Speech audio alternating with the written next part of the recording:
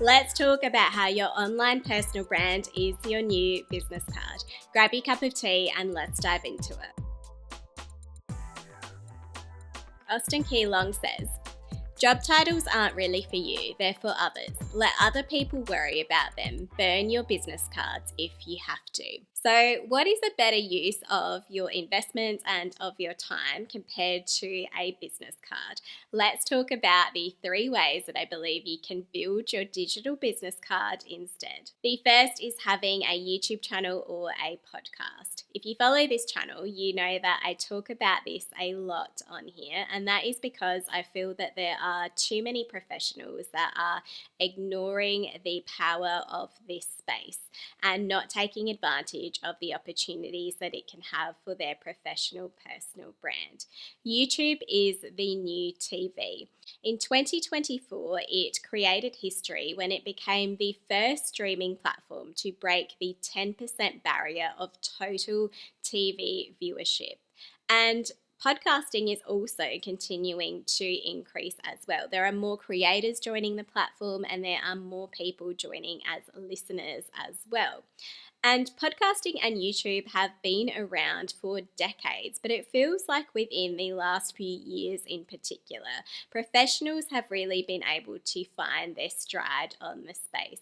And this applies no matter what industry you are in. There is a potential angle that you could have on YouTube or through a podcast. For example, you might be a politician or you might be an aspiring politician, and you could use your YouTube channel or your podcast to platform your policy ideas. Or you might be a CEO or an entrepreneur or a founder, and you could use your YouTube channel or your podcast to provide a behind the scenes look or a more personalized look into the people behind the corporate brand to establish that human connection with your audience and your potential customers. Or you might be a middle manager who is just looking to use your YouTube channel or your podcast as an opportunity to show the potential of your leadership in your industry. No matter what angle you take for your YouTube channel or your podcast, it is going to, even just at a glance, provide a much more engaging and exciting alternative than potentially just handing someone your business card. And my second alternative to a business card is to leverage LinkedIn. If you are not leveraging LinkedIn to its full potential, then you are missing out on an opportunity to connect with people on the world's largest networking platform for professionals. It is said that 80% of business-to-business leads come from LinkedIn, meaning it is the leading platform for lead generation. It's also said that 60% of recruiters check LinkedIn during the recruitment process. Now, just think about some of your own behaviors when it comes to meeting someone for the first time as well. For example, if you know that you are going to meet someone for the first time, you likely will search that person's social media profile. You might Google them. Or if you don't use social media a lot yet, or you don't use LinkedIn, maybe you've noticed that your peers and your colleagues engage in this behavior when they're about to head out to a meeting. They'll check that person's profile first, which means that your LinkedIn profile in a lot of cases is going to precede any potential exchange of a business card. And you really want that profile to be giving the best first impression. And it really has the opportunity to do so compared to what a business card can. For example, your business card is going to include your title, where you currently work. It's going to likely have the logo of where you work. It will include your contact details, and maybe at best it might have a tagline that tries to capture your unique value proposition. Whereas your LinkedIn profile can have your title, where you work, but it can also have your employment history and your achievements during that time. It can have your purpose and your why highlighted as a part of that profile. Your About Me is a space where you can highlight your unique value proposition and elements of your professional story. It has an opportunity to have more personality than your business card might be able to achieve. It can showcase your skills, and it can also go into a greater level of depth as to how you apply those skills. For example, if you are publishing content consistently on LinkedIn, maybe through articles or through videos, then at a glance of your LinkedIn profile, this provides a portfolio of proof for your professional personal brand. Even if you don't take the time to read someone's profile in its entirety, if you don't actually click through to any of their resources, at a glance in just a few seconds, you can still see the level of expertise or at least commitment that that professional has to their industry in a way that is much more in depth than a business card is able to achieve. And I'm certainly not saying that you shouldn't have business cards at all. If this is something that you like to have and maybe you have lots of meetings with people face to face, then this is something that you might like to do. When you look back at the traditional marketing sort of 7Ps, and physical element is something that is a part of that. So I do think having a physical element to your personal brand is a nice touch. However, I do also think that there is something in not having a business card at all. And this seems to be more of a trend when you attend events, is that not everyone has a business card anymore. It's become much less of the norm.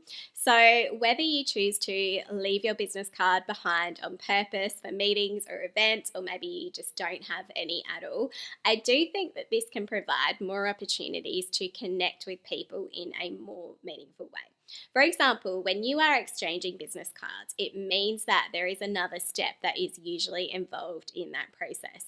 You have to go away and then actually look that person up on LinkedIn, or you have to send them an email at another time, or send them a text, or give them a call, which are all great things to do. But what I like about not having a business card is that it makes you have to do an element of that in that moment that you are first interacting with that person. So instead of relying on one of the parties involved in doing that later, you actually have to take more action in that time. For example, if one of you doesn't have a business card, you might immediately exchange phone numbers or send each other a quick text, or you might immediately exchange emails. Again, just you might start that conversation in a quick little test email. You might connect immediately on LinkedIn, so you have that relationship that has been a face-to-face relationship made digital straight away. So I do think there are some benefits in not having a business card. And a business card also costs money compared to you investing that money and the time into creating your LinkedIn profile instead. But if we are talking about physical elements, there is one physical element that I do think can act as your new business card, and that is having a book. The reason why I want to talk about having a book, even though you might have a physical book and not just an ebook, is that I do think that this can be a really important element of your digital personal brand as well. Now, I don't have a book myself, but I really admire the professional personal brands that do actually engage in this space, because it shows their level of commitment to their industry or to their thought leadership. It shows the passion and the discipline that they bring to that. Everyone, whether you have written a book or not, generally understands the level of resilience and discipline that is required to write a book. And so when someone has taken the time to take all of their knowledge, experiences, thoughts and learnings and distill that down into a book, you really do admire that they have taken the initiative to do that. So it just adds this instant level of credibility and trust to what it is that they have to say, because you know that they have been willing to put pen to paper to that they have been willing to put their ideas down in black and white, in writing, in this physical way, that maybe isn't as easily deleted or edited like you can do on your social media platforms. And so, whether you have a physical book or an ebook, this can also be a really nice element to integrate into your YouTube channel or your podcast, because you can reference your book in your content and how those ideas connect to what you might be sharing at the time. You can also use your book as a call to action in your YouTube channel or in your podcast.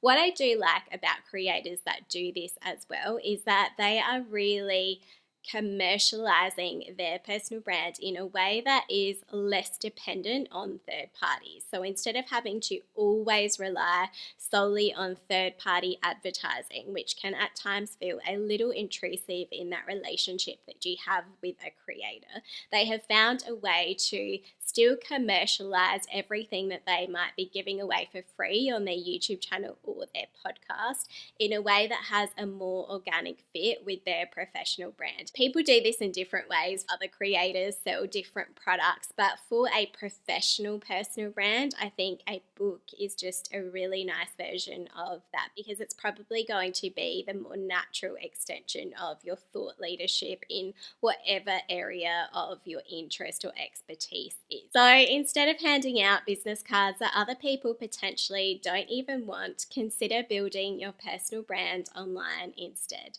If you want to learn more about how you can SEO your LinkedIn profile, then check out my previous episode on this topic. Thanks so much, and I'll see you in the next episode.